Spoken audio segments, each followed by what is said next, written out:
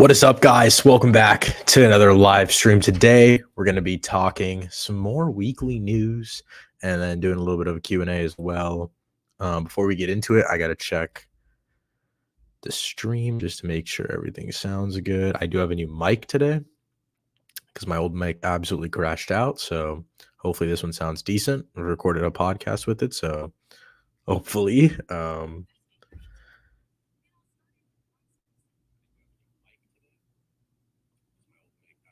okay. Sounds good. Sounds amazing. Sounds awesome. All right. Yeah, let's get started. So we have a couple things to talk about today. We have a bunch of news, and then we will just do a little bit of Q&A. I wouldn't be surprised if this is only like a 30-45 minute live stream. Just wanted to go through some news, get my thoughts out there.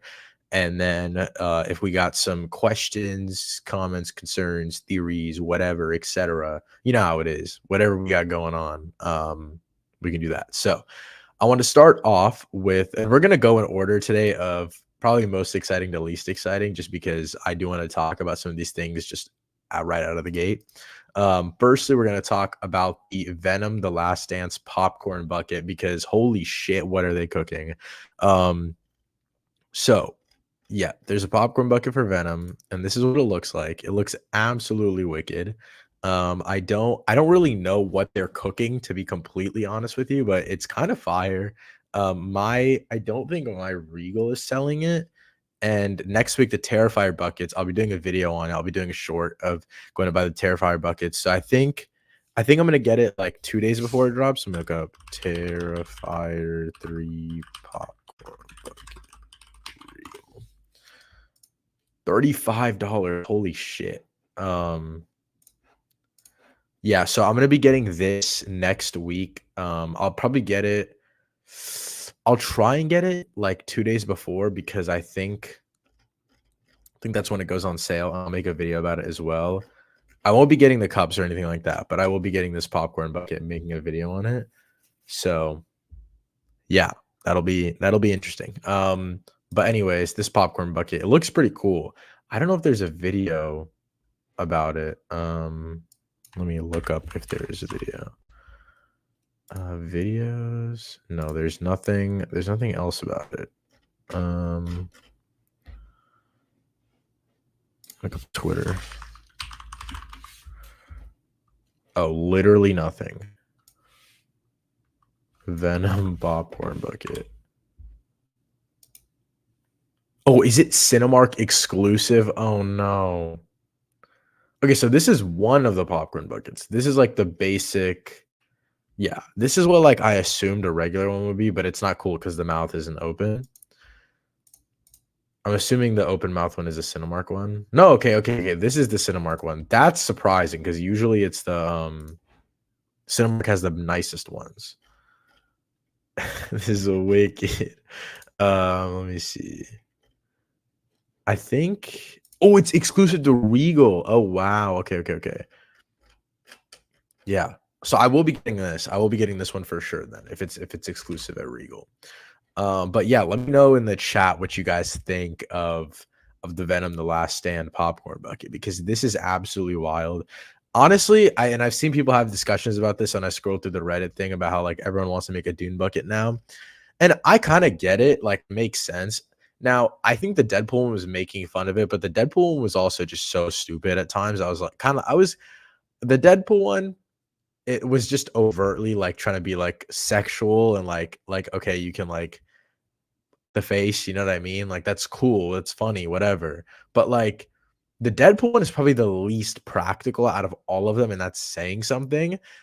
It's weird because the Deadpool one has like a flap in between, which like makes it way harder to actually eat the popcorn.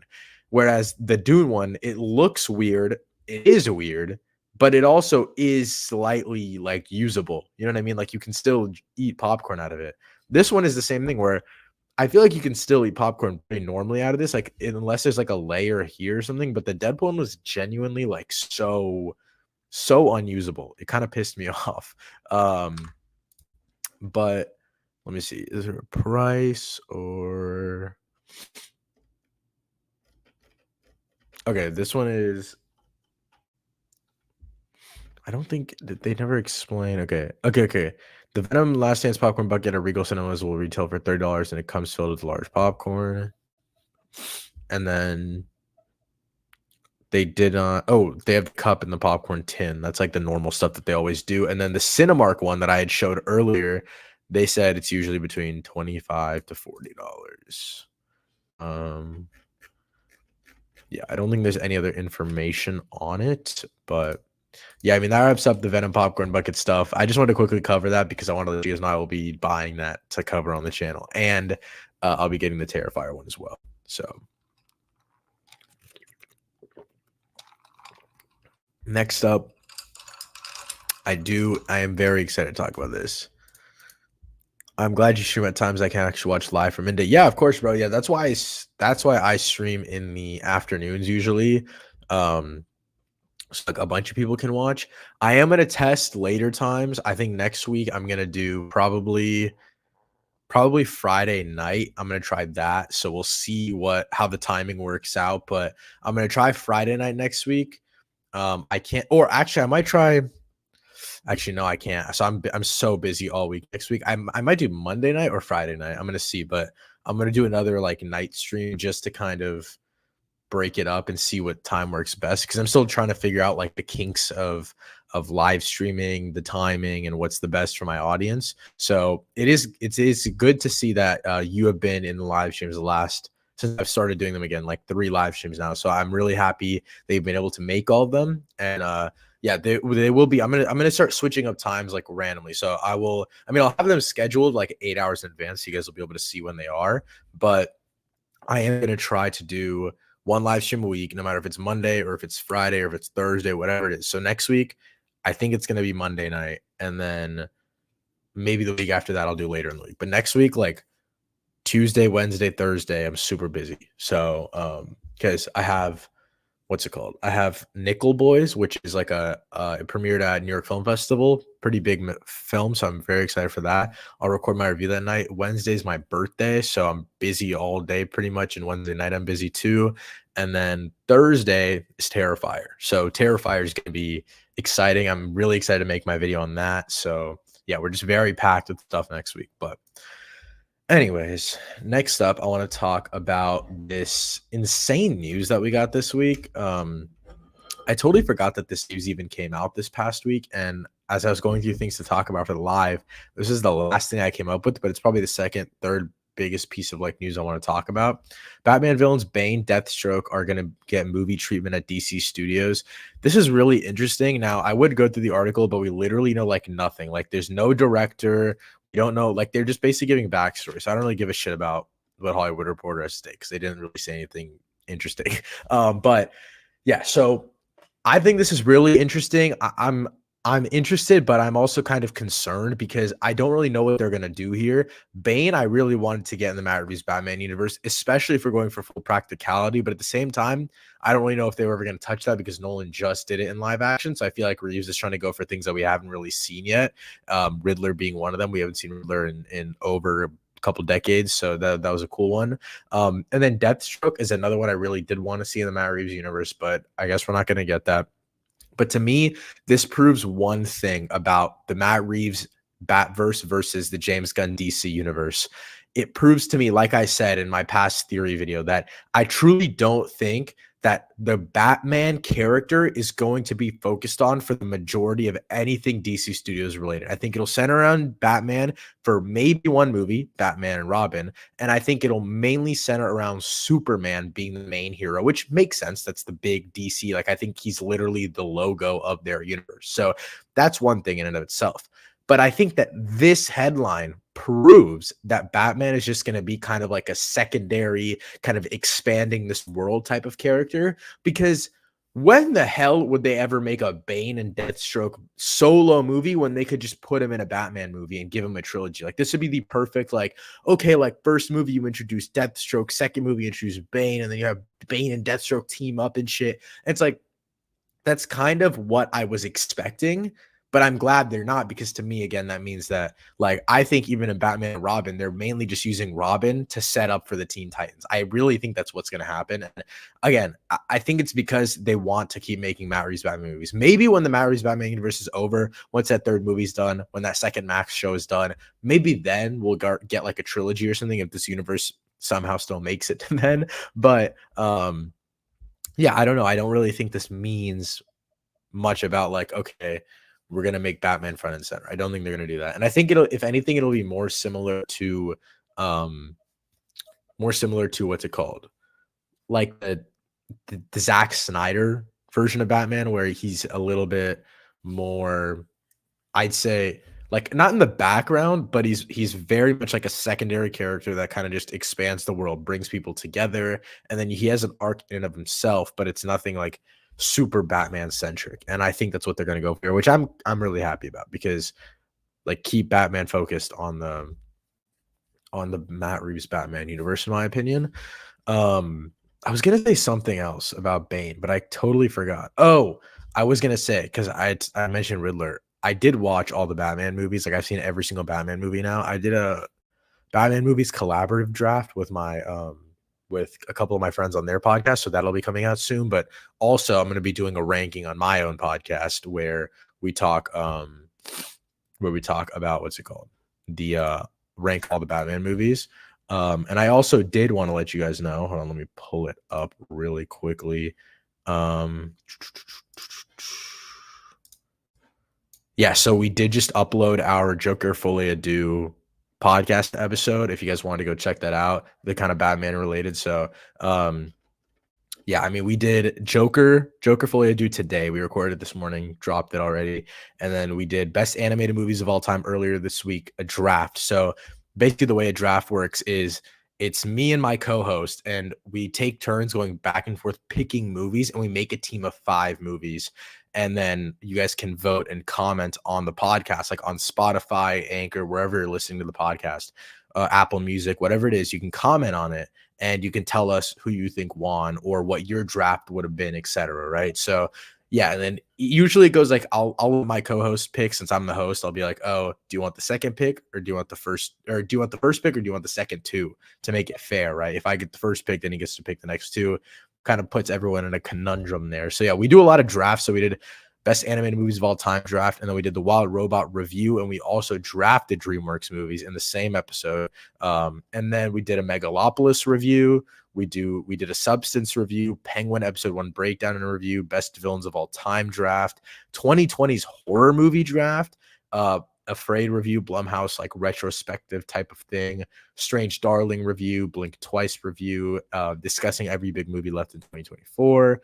Alien Romulus review, guessing movies based on Letterboxd reviews, and then 2024 movies so far, like mid-year tournament type of thing. This is probably my favorite episode that we've ever done.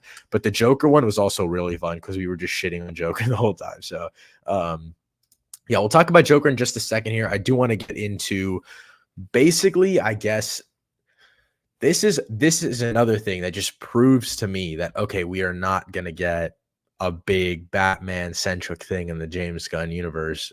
I mean, it's not confirmed that this is in the James Gunn universe yet, and it's part of James Gunn's DC Studios. So it's going to be under the umbrella of okay, James Gunn is producing this. I believe, according to this art, I think this article, I don't know if they talk. Okay, yeah. So Matt Reeves is also a part of this project. He's just working on it behind the scenes, which to me is great because it just means like, okay, cool, like Matt Reeves is in good standing still. Like, you know what I mean? Like we're not having a problem here and everything is going well. And so it's going to be a feature-length theatrical movie from Warner Brothers Pictures Animation and New Orleans-based animation studio called Swaybox. I don't know if you guys have seen the Swaybox reel, but let me show you Swaybox Studios. Here are a few of the reels. I think this is, yep.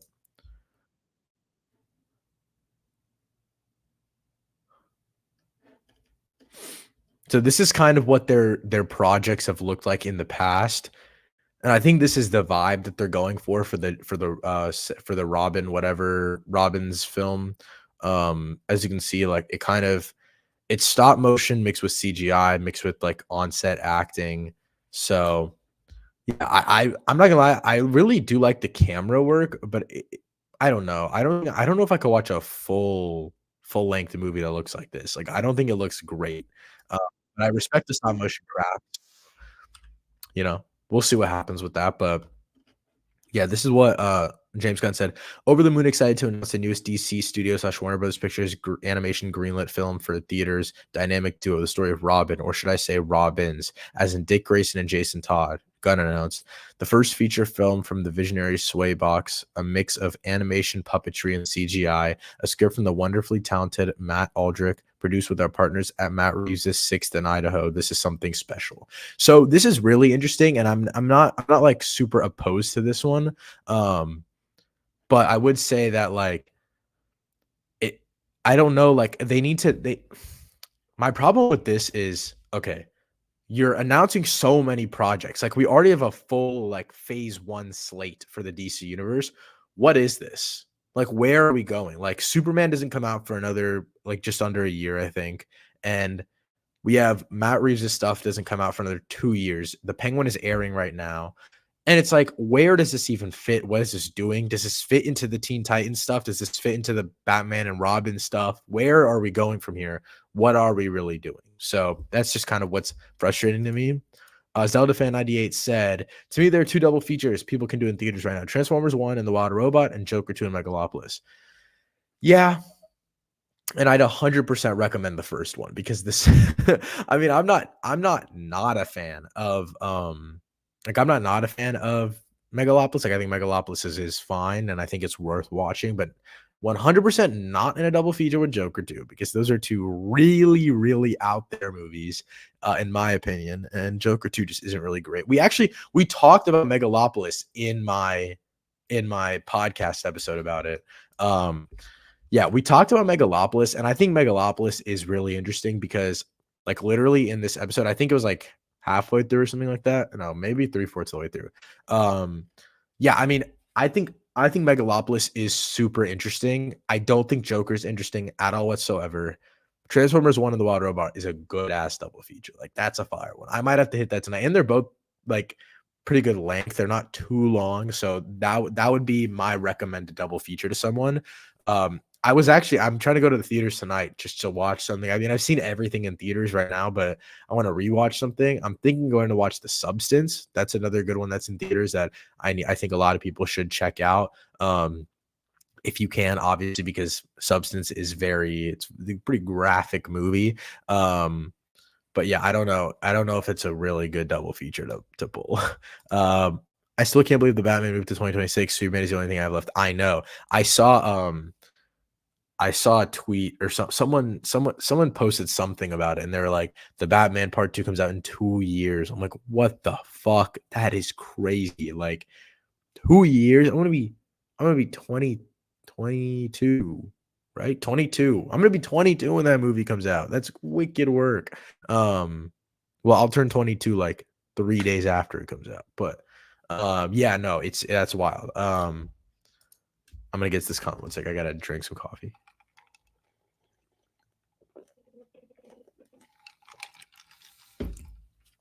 I found out about the Joker 2 Megalopolis double feature through Moist Critical. He double featured them both last night. I felt bad.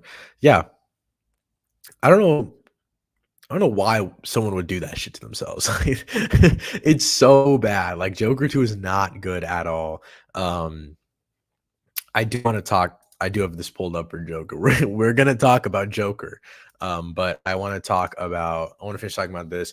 I don't know. It's the animated stuff, I don't mind animated stuff. That's the thing. I don't mind like having animated things, but I don't know, it's not like this isn't something I'm really, really, really looking forward to. A movie I'm looking forward to seeing in theaters this weekend is Look Back. It's a short animated film based on the manga from the author of Chainsaw Man. I'll look it up. Look Back. Short film. This one? Oh, I think I saw the trailer for this before I don't know. I might have seen the trailer for this before I saw what's that movie called? Howl's Moving Castle in theaters last night. So maybe that's when I saw it. But oh, it was turned down. Oh, what?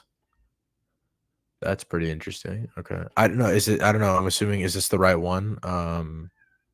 Oh yeah. Okay, maybe it's a feature. Okay, wasn't didn't meet the requirements. That's why. Okay. So it doesn't necessarily mean that people just didn't want to pick it up. What's good? What's good? All right. Next thing I want to talk about. Oh, also, I would be down to do like theories, questions, all that kind of stuff. Let me just get through a couple news stories and then we'll answer questions. Couple news stories and answer questions. You know what I'm saying? Okay, sweet. Jurassic World Rebirth wraps filming less than a year before its release date. Okay, this one is really interesting. Just because it's Jurassic World. There's a lot of CGI. There's a lot of dinosaurs. Now, unless they did stuff practically, which I know they did stuff practically for Jurassic World Dominion, but that wasn't great, and they just covered up with CGI, so there was really no point. Oh, this hat is tough though. Oh wow, that's sick. I need that hat. Yeah, okay, so Gareth Edwards is known for timely cost-effective shoots, so he was the right person to come in and complete quick turnaround. Yeah, I mean this makes sense. I I don't know. I don't know. Like we didn't really get news about it. We just know that it's a wrapped. So yeah, I am really really excited for Jurassic World Rebirth. I haven't got to talk about it that much on the internet, but it's really exciting stuff. There was some news that dropped. I think pictures dropped when I was back at TIFF a couple weeks ago. So yeah, I'm really excited for Jurassic World Rebirth. I think the cast looks great. Can't believe Mahershala Ali is in a Jurassic World movie and just couldn't do Blade. Like we just Blade just was never locked in, and they've already finished filming Jurassic World. Um, yeah, no, I'm really excited for this.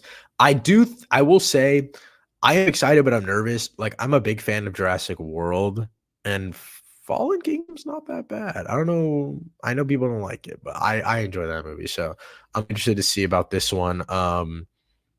Yeah, this is crazy. 2020. Oh, wow. Okay.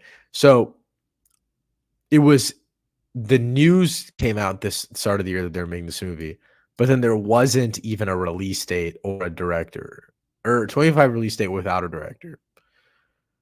Interesting. Less than a year until it's July 2nd, 2025 release date. That's wicked. All right. I want to talk a little bit about The Wild Robot now because I believe it came out in theaters last week and I got to see it a couple weeks ago at TIFF. Um, we'll talk about The Wild Robot, and then we'll do some Joker chat in a second here. I did do more Joker chat on the pod, but it's like 30 minutes of basically me and my friends shitting on the movie. So this will be a little more concise, but I definitely check that out if you're interested in the joke and more thoughts on the Joker. But yeah, The Wild Robot, I really fucking love this movie, man. I wouldn't even say that it's like super, it's not groundbreaking, but I think it's first of all, it doesn't try to be too much of a kids movie. I think on a pacing level, it does. Like sometimes it goes way too fast, but other than that, it's not like super let's dumb it down for kids type of movie, and I really, really like that about it. I wouldn't say that the movie is perfect, and I think that there are problems in terms of, um, like, I think thematically it's cool, it's amazing, and it really hits me personally just because, like, the age that I'm at, the things that I'm doing in life, is kind of like I feel it from the perspective of the kid, but then I kind of go back on it, and I'm like, "Holy shit, what about the perspective of the mom?" And that's kind of what really hit me about this film. I've talked about this a million trillion times on the internet, but I saw this movie at 9:30 a.m. at a press screening in Toronto at TIFF during Toronto International Film Festival, and had a hot cup of coffee in my hand. It was cold as shit outside. Sat in this theater with probably like 10 other press people that were more than double my age. They might have been triple my age. Like these guys were like 50, 60, I feel like. Um, sobbing my ass off. I think I was the only one in that audience crying, and it was 9:30 in the morning. I don't know how I did it, but it was just this one really hit me. Score is great. Technically, it's great. Fucking looks amazing. It does. Okay, so it has that like like a children's book vibe to the animation, and this is based off a children's books. I will note that. And we'll talk about a sequel as well in a second because I do think we should get a sequel to this movie, which I'll talk about. But um, yeah, I mean, it looks brilliant, and it looks like Puss in Boots: The Last Wish, obviously, and it looks like Teenage Mutant Ninja Turtles: Mutant Mayhem, yes, obviously, but it does also feel very, very unique in that it builds the world around the sets and the colors that it creates. I really, really like that about it, and it's something that's super unique that I feel like we don't really see in kids animated movies anymore. Um, and then as for sequel stuff, I really do hope we get a sequel. There are multiple Wild Robot movies, if I'm not mistaken. Every Wild Robot book.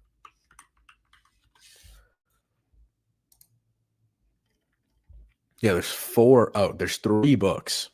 So I don't know if we're already like based on Wild Robot, the Wild Robot escapes, the Wild Robot protects. Yeah, like give me everything, dude. Like give me all of this because like why are we not making this? You know, I feel like it was such a great because okay, I guess I don't know how well it's gonna do in the box office, to be honest. I don't know how well it did. I don't know the opening numbers, I don't know the budget, etc. I'm not tapped in a game like that. But what I do know is that the movie fucking rocks, right? The movie's great. And I think that like at the end of the day, it does what it needs to do. It appeals to kids and it appeals to adults. And I think that I need more people to go see it. So yeah. Anyways, let's talk Joker. I feel like I've talked about Joker so much. Okay, first of all, I'll do this.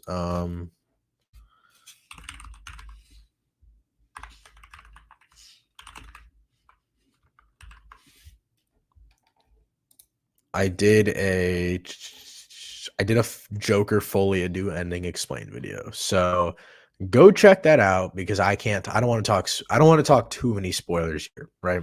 So go check that out. And then obviously I did the review and I did the main review as well. So we'll get into the meat of it in a second here, but I want to talk about this headline first. Todd Phillips is moving on after Joker Fully Ado. My time in the DC universe was these two films. Thank the fucking Lord, because oh my goodness gracious, this might be the Taika Waititi of the DC universe. Get him out of here. Don't just get him out of here. Get him away from a camera. Get him away from a camera. The whole idea, this whole like the whole reason why people like this movie. If you like this movie for other reasons than what I'm about to say, good for you. You know, power to you. But for people that are like, this is Todd Phillips' big fuck you to the movie industry and the comic book movies and it's like, come on, bro. He spent $200 million making this movie. And I'm like, so many people worked on this project. And I'm like, you treated it as a joke. You treated it as a like I understand like treating it as a fuck you to the industry. Like there are movies that have done that. Like Babylon, for example, shits on the critique of Hollywood and even like the conditions of Hollywood, old and new, right? The evolution of film. I mean, it treats it like it treats it like it's a uplifting story of like making it through Hollywood, but also the dire conditions in which people worked, right? This has nothing. There's no substance in this movie at all whatsoever. It is the most hollow piece of shit I've ever seen in my entire life. And I wanted to love this movie. You know what? Talking about this more makes me want to change my rating, bro. Can't do this shit anymore. Sign me in, bro. Let me fucking dude. Where is this movie, bro? Diary. Joker Fully Ado. Fucking I'm moving it down to 2 stars, bro. Fuck you, Todd Phillips.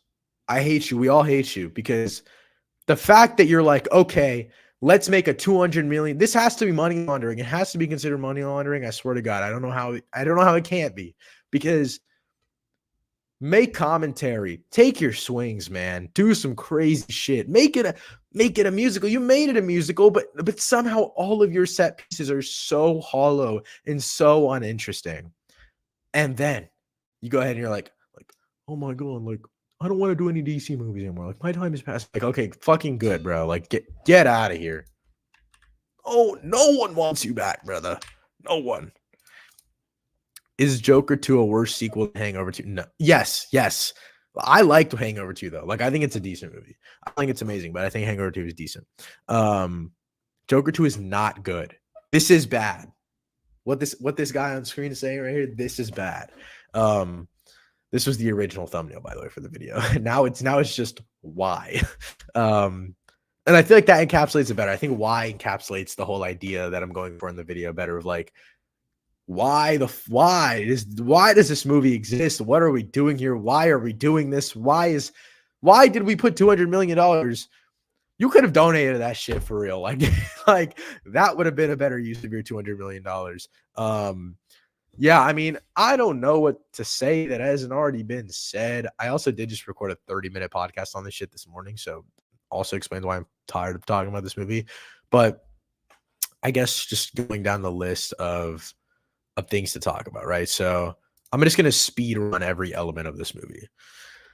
Unique direction. I think that this movie at least has something going for it in terms of Joaquin Phoenix and Todd Phillips are doing something that wasn't necessarily taken from other movies. The first film feels like an amalgamation of old Hollywood movies. This movie feels like Todd Phillips trying to do old Hollywood, but in a different way. And it's not good, but I respect him trying to reach for the stars. This does feel like an epilogue though. And I've talked about that a million trillion times. Feels like an epilogue. I think it is an epilogue, and that's why it did not need to be made. Performances. Brendan Gleeson as the Arkham officer, he's amazing. Harry Lottie as Harvey Dent, I think he's really good. Lady Gaga, so underutilized, but again, she does like the best that she possibly can do for her for the material that she's given. Joaquin Phoenix, first 10 minutes, he's amazing. After that, he slowly just starts like die down, in my opinion. Nothing super interesting, but again, I don't know if it was him or the material that he had. You know, I don't know if I can blame it on him for real. Maybe it was just Todd Phillips' fault.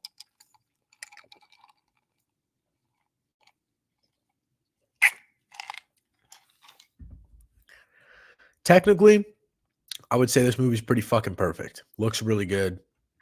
The sound design is really good. The score by Hildur something. I don't want to mispronounce her name. I already did. I don't want to mispronounce it more.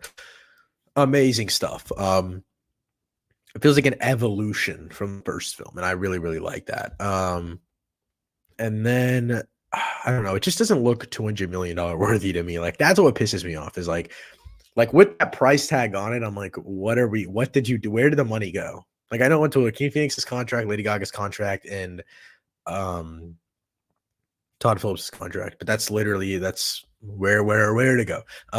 Thematic ideas. I think that this movie, the only thing going for it is the fact that Todd Phillips wanted a vessel to tell this like alpha male commentary on like the martyrs of the world and this inspirational person that is a shitty human being. Like I think he literally talked about how Joker would view Batman as an Andrew Tate figure. I'm like, you know what? If that's what you're going for, buddy, go for it. Because I think you're spitting, but I don't know if we needed to spend $200 million to tell this story. Like you could have literally, that's what the whole first movie's about. And then with the ending is like, I literally Joker fully a doo-doo. Yes. I mean, that's the thing with it. In my opinion, it's like with that ending, we're kind of sitting there like, that's basically the face I made. But you're like, why did I just sit here for 2 hours and 18 minutes and watch this whole thing? Because it means literally nothing. I'm not going to spoil what happens in the end, but you kind of sit there and you're like, this whole movie was a court drama, which at times, I won't lie, had me intrigued. You know, I was slightly interested in what was going on because I'm a fan of the Gotham. I'm a fan of Harvey Dent. I'm a fan of mixing all these elements together. And I'm like, okay, like, and I don't mind the Joker himself being a martyr thing. I don't mind the Joker himself being a representation of this spirit type. I don't want to get into too many spoilers, but you know what I'm saying? Like, I don't mind Joker being the top guy that inspires a bunch of other people because that's what the whole first movie's about. And I love the first movie. I think the first movie's great, but you take it too far. It's like, there's no need to spend another 2 hours and 18 minutes to further just explore the same point and do nothing more than what you did in the first film. So, yeah, I don't know. It's just not very interesting to me, and it's kind of a thing at this point where I'm like, okay, like, is that all you have left in the tank? Um, Especially when it comes to Todd Phillips, who already took so much of other movies. Like his Joker one is such an amalgamation of other things that we're like, what do you really have to offer, bro? Like, I was really excited for this because I was like, okay, let's make something unique. Let's do something different. Let's put a twist on it in a way that we haven't seen before. If you guys have seen Joker 2, let me know in the chat what you thought of it. Because obviously my boy Brian was not a fan. He's just like me for real. I don't know, like, and I hate to, this is wicked work to even say because I didn't even love Megalopolis like that. But I Joker 2 felt 10 times longer than Megalopolis to me. And I think it's because Megalopolis, as like, I don't want to shit on it too much, as uninteresting as it can be at times, as incohesive and as I feel like the more and more Megalopolis went on, the more I was like, whoa, what is going on? But in a good way, in a I'm interested in what's going on way. But Joker, I was sitting there like, can I go home? You know, and there was also a dude next to me, literally the seat right next to me, taking pictures and videos of the whole movie, like musical numbers, full on had his phone out, taking videos. She was pissing me off. I'm not gonna lie to you. And then I asked him to put his phone away, and he was like, oh, okay. And then he puts it away. And I went to use the restroom, came back because I didn't really give a shit about what I missed because it was already dog shit throughout. And then I come back and he's fucking taking pictures and stuff again. I'm like, yo, could you put your phone away? He's like, I just have a habit of taking pictures and videos.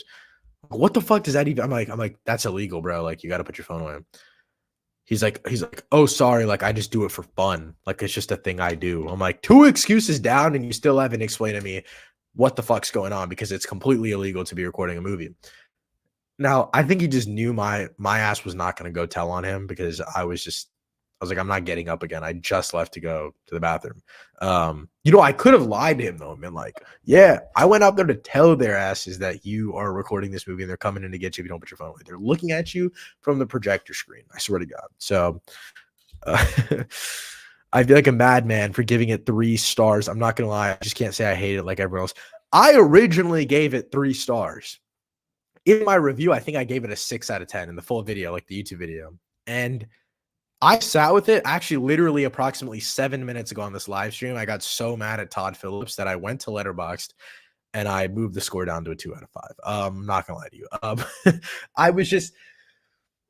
I don't get it, man. Like I couldn't say I hated it at first either. I was kind of like, okay, like it's just so mid. I was just convinced that I'm like, it's so mid, and that's kind of where I called it wraps. CC, but I moved my rating down. So originally I was like, it's dog shit. I mean, originally I was like, oh, it's mid. Gave it 3 because that's like a mid movie. And then I'm calling it dog shit now. I moved it down to 2. Check my letterbox diary. It's at 2 now. But fair though. I understand why people didn't like it. Yeah. And the thing is, I've seen not even fair share. I've seen 2 people give this movie like a 4 out of 5, right? And I'm like, okay, let me read the review to see if they were picking up what I was picking up, because obviously we weren't picking up the same thing. I read their review. Literally both reviews start with, this is Todd Phillips' fuck you to the comic book industry. I'm like, shut the fuck up. Like, that's not like, that can be true. And then also this movie being completely thematically hollow and uninteresting and not saying anything at all whatsoever. You know what I mean? Like, it's so cooked. Also seeing We Live in Time tomorrow with my pops. Am I gonna cry, gang? Dude, you might be cooked, chat. Where are you seeing it, first of all? Because I don't know where it's showing. I thought it drops in like, wait, what day is tomorrow? Oh, does it limited open tomorrow? Limited release? You live in like New York, LA or something? I don't know. I thought it doesn't come out for like 2 weeks, but yeah, I saw it. It's fucking awesome. It's great. I will tell you, it is very basic. So go in with the whole, they're doing early screenings tomorrow. Okay, that makes sense. Yeah. So I will say it's a very basic movie. So don't expect some like past lives or some like wicked like A24 shit. Don't expect that. But I will say you can still expect to be emotionally tugged. You know what I'm saying? Like you can still there is still elements of it to me that were like, okay, this is basic, but it works perfectly for the basic story and basic elements that it's trying to tell you. And so it is kind of just levels out like a pretty good movie, in my opinion. Um, those people didn't like Joker 1. Yeah, that makes sense. I completely get that of like, you know what I mean? Like you didn't like Joker 1. This one's a fuck you to the comic book movies. So it's like, woohoo, you know? They're doing early screens tomorrow with the Q&A. Yeah. Limited is next week, and then wide is the weekend after that. Yeah. They're doing a press screening next Wednesday, I think. I'm not going to it because I've already seen it. I was gonna go to it, but then I was like, I don't want to cry again. So I'll skip. I'll miss out on that one. Andrew's one of my favorite actors, so I'm expecting to feel the emotions. Yeah, he's one of my favorite working actors as well. And he was fucking amazing. He was my favorite part of the movie. Um, I will say there's one argument scene, and I don't want to get into too many details. Because I will say you'll be surprised with the storytelling method. And I think that's the best part of the movie. Like going in, you're like, you know what I mean? I don't want to talk about it in too much detail, but it works really well for me personally. A lot of my friends though that I saw it with at TIFF, they didn't really like it. But yeah, so it was really weird. But I don't know. I liked it. A lot of my friends did. This is hell random, but how do press screenings work if you're in college, unless you're also in state? I was just wondering, because I'm in state, but also my college is in bumfuck nowhere. Yeah, so press screenings, you have to be on a press list. So it's like going to festivals and meeting representatives or applying to your local critics association. And if the critics association is high level enough, then they're on like a list. So like my critic association, I'm not trying to dox where I live for real, but you could probably find us somewhere on the internet. So I think if you follow me on Instagram, you probably know where I live, what city I live in, but I'm not trying to say it on live. But yeah, so I'm part of a critics association, and it's for like the whole city that I'm in. And I'm not in a big city. Okay, I don't really give a shit. I'm in Orlando. So I'm in Orlando, and it's not like a massive city, right? But it's pretty big compared to where I used to live. I used to live in Tallahassee, but I go to college in Orlando. So I'm still in state, if that's what you're asking. Um, so I'm part of the Critics Association in Orlando, and they're partnered with the Critics Association in Miami, Tampa, etc. And then they basically manage all the press screening stuff. So once I'm on a list for press screenings and such, yeah, once I'm on the list, everyone kind of like emails me now about like press screening possibilities and stuff like that. So yeah, it's fun. It's exciting. I've only been to one press screening since I got on, like since I joined the association. I joined the association, I think right before I left for TIFF, but there was like problems with emails and such. So I just started getting emails. So like getting emails myself, like before I had to go through one of my friends who I knew that was in the association. But like I'm watching Nickel Boys on Tuesday. I'll drop a review for that on Thursday probably. And then the week after that, I'm seeing what the fuck am I seeing? Oh, Amelia Perez, I think. No, I think the week. What am I seeing? No, I don't think I have anything the week after that. Yeah, I don't have anything the week after that. And the week after that, I have Venom 3 press screening. Also, by the way, the Venom press screening is Tuesday, the Tuesday before the movie comes out. Wicked work. Like that's not a good sign, in case you guys didn't know. The fact that it's 2 days before the movie comes out, not a good sign. And the embargo doesn't lift till Wednesday afternoon. That's not a good sign. Anyways, um, Middleburg Film Festival is in like 2 weeks, and it's 30 minutes from me, but I'm gonna be at school, which is 4 hours away, and they're playing Brutalist. Oh, dude, I haven't seen the Brutalist yet, bro. You might have to make the drive for the Brutalist. I was actually debating flying to New York to go to the New York Film Festival for 24 hours just to see the Brutalist. Like I was gonna fly in that morning, watch the day show of Brutalist, literally go right back to JFK and fly home. That was the plan. It would have been like $150. which isn't bad, I feel like, to get a review of the Brutalist act because it doesn't even drop. Well, I'll get it for like FYC screenings, like for your consideration for like awards voting and such. Yeah, yeah. You know, tough. The only thing I saw of Andrew Garfield for a long time was the Edson came out of Jesse Eisenberg on Social Network on Instagram. Yeah, I mean that's iconic as fuck though. Like that's kind of fire. So yeah, I actually wanted to rewatch the Social Network. The other did I say the Socialist? Am I thinking of the Brutalist too much? The Social Network. Yeah, I was gonna rewatch it. It was the anniversary of the film. It dropped like I don't know how many years ago, but 2 or 3 days ago. And a lot of my friends were rewatching it. I saw on their letterbox. Yes, sir. I'm trying to see Nickel Boys too. Yeah, Nickel Boys is really good. I've heard. I'm sorry. I've heard it's really good, and I'm very excited for it. Um, I think it premiered in NIF, New York Film Festival. So I've heard great things out of there. It's a midterm internship season. Yeah, we're cooked, chat. Real talk. Where's the Social Network Folia do? I agree, man. Where's the sequel to that? Because I'm trying to see Jesse Eisenberg play a Mark Zuckerberg who's making the fucking the meta glasses now. You know, I need him to talk about what he thinks. I need Jesse Eisenberg version of Mark Zuckerberg talking about Facebook Marketplace. That's what I need. But I think that is going to wrap up the stream today. I know it was like 15 minutes shorter than usual, but got through all the news, got through the comments. Yeah, very, very excited coming weeks. Like I said, I'm seeing Nickel Boys next week.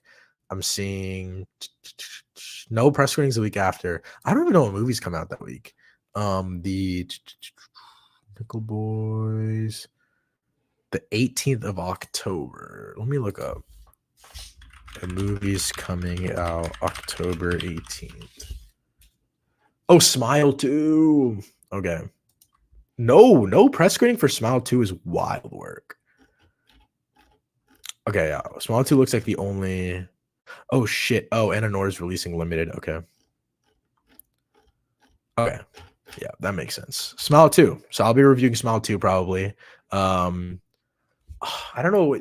Is there? Let me know in the chat really quickly if you guys think there's any other like horror related content I could do after Smile 2 possibly. I think Smile 2 is the big horror release of this year, right? Like the October, like it's probably not gonna be great, but you know what I'm saying? Like because I did 2020's horror movies tier list after Long Legs.